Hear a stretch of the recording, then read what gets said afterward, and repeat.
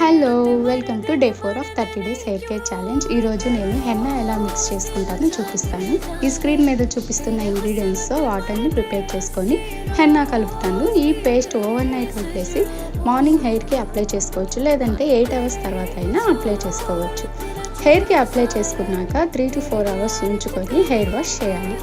Hair wash చేసేటప్పుడు shampoo use చేయకుండా plain వాటర్తోనే wash చేయాలి.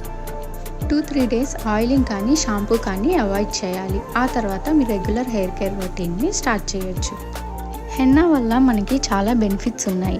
ఇది ఒక న్యాచురల్ కండిషనర్ లాగా యూస్ అవుతుంది. హెయిర్ని చాలా సాఫ్ట్గా హైడ్రేటెడ్గా ఉంచుతుంది.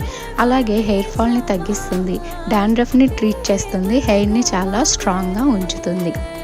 హెన్నా అప్లై చేసే ముందు మీ హెయిర్ ఆయిలీగా లేకుండా చేసుకోండి. డ్రై హెయిర్ మీద హెన్నా అప్లై చేస్తే మంచి రిజల్ట్స్ వస్తాయి.